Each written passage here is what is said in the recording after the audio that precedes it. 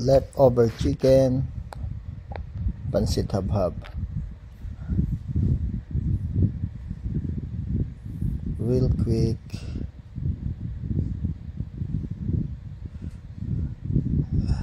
I use soy sauce and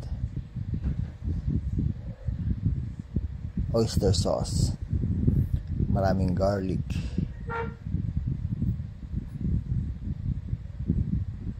ginisa with ginisa mix, paminta, a bit of sugar, chili garlic oil nga pala yung ginamit ko na panggisa.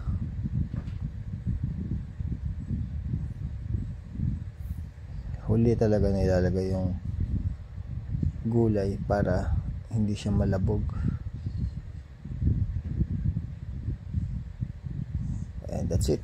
We have habhab and coffee.